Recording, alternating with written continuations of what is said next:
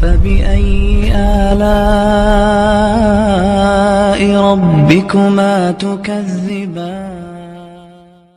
میرے پاس پرسوں ایک لڑکی کا فون آیا, 20 سال اس کی عمر. اس نے کہا کہ میں کالج میں پڑھتی ہوں اور میری ایک اچھی جگہ میرے پیرنٹس نے منگنی کر دی ہے, رشتہ کر دیا اور اب شادی ہونے والی ہے. اچھی جگہ کر دی ہے, میں بھی مطمئن ہوں. لیکن میں جس کالج میں پڑھتی ہوں وہاں پروفیسر اور میری جو ٹیچرز ہیں, فیمیل ٹیچر, سب منع کر رہی ہیں کہ شادی مت کرو, ابھی تمہاری عمر کیا ہے, تعلیم پہ توجہ دو. کس پہ؟ ایجوکیشن پہ. میرا میٹر کیا ہو گیا, کبھی کبھار شارٹ بھی ہوتا ہے. میں نے کہا یہ پرلے درجے کے کیا ہیں, احمق. میں نے کہا اصل میں یہ نہ دین کے نہ دنیا کے, یہ فالو کر رہے ہیں یورپ امریکہ کو, مغربی کلچر کو. میں نے کہا ابھی پورا فالو نہیں کیا اس لیے اس قسم کی باتیں کر رہے ہیں.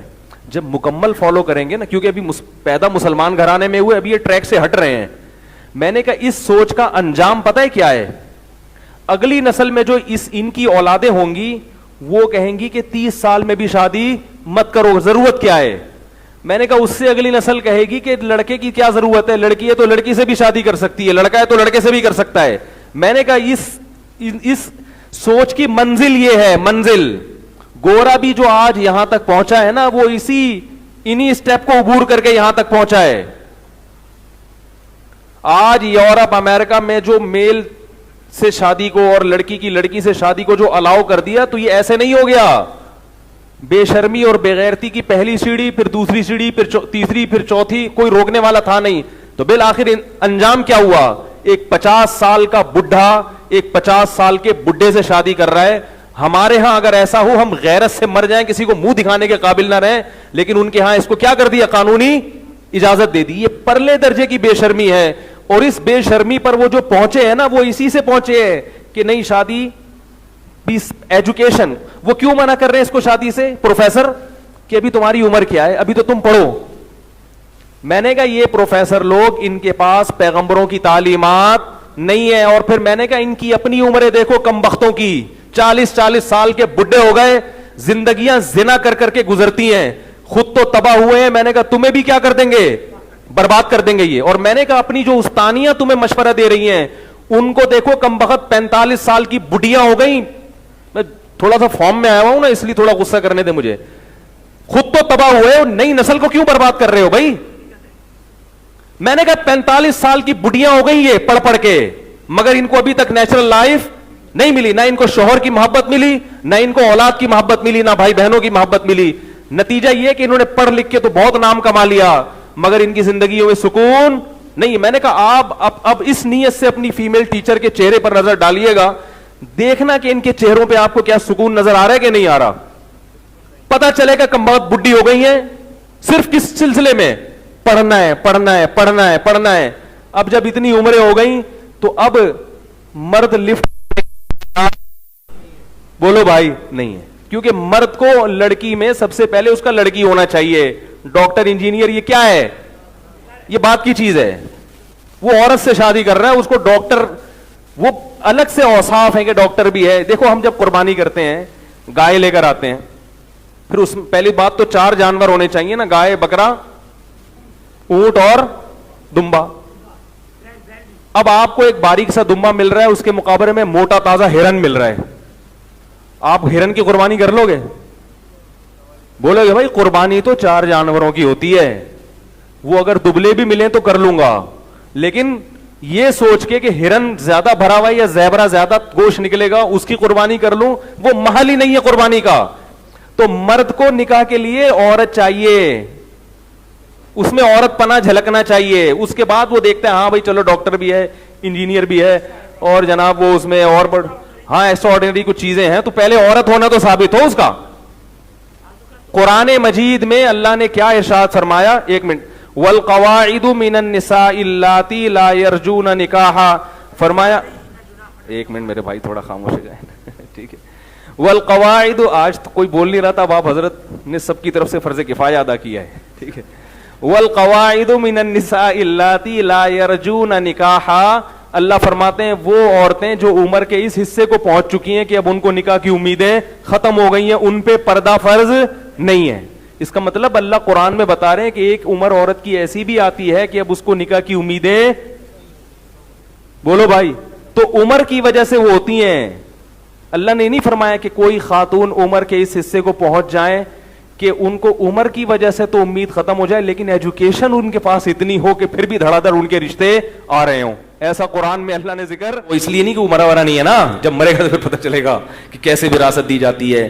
اور دوسری میرے بھائی, یہ جو غلط رسومات ہیں, عورتوں سے جہیز لینا, یہ اسلام میں اس کی اجازت نہیں ہے. اسلام میں مہر ہے کہ نکاح کے وقت عورت کو دیا کرو, عورت سے پیسہ, بولو نا یار, نہیں لیا کرو. یہ جہیز کا تصور یہ غیر شرعی ہے, اس کو ختم کرنا پڑے گا. بارات کا کھانا, بولتے کیوں نہیں, یہ بند, اب منہ بند. بارات کا کھانا نہیں ہے. نبی نے 4 بیٹیوں کی شادی کی, ایک کھجور بھی نہیں کسی کو کھلایا, لیکن ولیمہ اپنی ہر شادی پہ کیا ہے. تو لڑکا کھانا کھلاتا ہے, لڑکی والے نہیں کھلاتے. اسلام ہے یہ. آپ کہیں گے اتنی بارات آئی ہے تو اس کو کیا کریں, سوکھا بھیجنے, کیوں آئی ہے بارات؟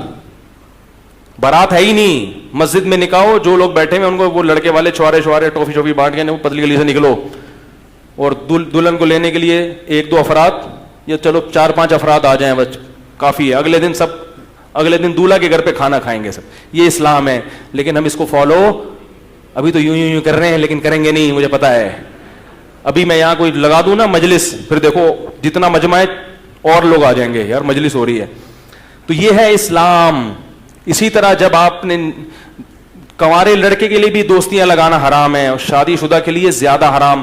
کنوارا لڑکا زنا کرتا ہے, اسلام نے 100 کوڑے رکھے ہیں, لیکن شادی شدہ آدمی زنا کرتا ہے تو اسلام نے کیا کہا ہے, زمین میں گاڑ کے اس کو پتھروں سے مار کے ہلاک کر دو. یہ حلال گوشت کے ہوتے ہوئے حرام بدبو کی طرف دیکھو. ایک طرف سور رکھا ہو, آپ غیر ملکی ممالک میں جاؤ, کچھ بھی کھانے کو نہیں مل رہا, پھر آپ نے سور کھا لیا تو یہ بھی غلط ہے, لیکن ہم کہیں گے یار کچھ مل نہیں رہا تھا. لیکن ادھر ایک برگر ٹکے رکھے ہوئے ہیں بڑے بہترین گائے کے حلال گوشت کے, اور ادھر سور رکھا ہوا ہے, پھر بھی سور میں ہاتھ مار رہا ہے, یہ قابل معافی نہیں ہے. جبریل نے دیکھا نبی صلی اللہ علیہ وسلم جب معراج پہ گئے تو آپ نے دیکھا کچھ لوگ صاف ستھرا گوشت رکھا ہے اور وہ چھوڑ کر کیڑوں والا بدبودار گوشت کھا رہے ہیں. آپ نے پوچھا جبریل سے کہ یہ کون لوگ ہیں؟ نبی نے فرمایا یہ وہ لوگ ہیں جو حلال بیوی کو چھوڑ کر طوائفوں کے پاس جاتے تھے, حرام عورتوں کے پاس جاتے تھے.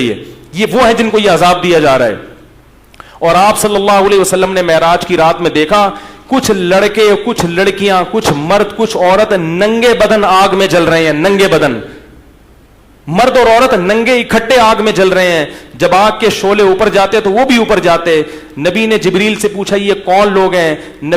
جبریل نے فرمایا یہ آپ کی امت کے زنا کرنے والے مرد اور زنا کرنے والی عورتیں. اللہ نے زانی کو بھی برہنہ کیا اور جس سے زنا کیا تھا اس کو بھی ننگا کر کے دونوں کو آگ میں پھینک دیا ہے. اور یہ پوری جماعتیں ہوں گی, کیونکہ زنا 2-4 لوگ نہیں کر رہے, بہت لوگ کر رہے ہیں.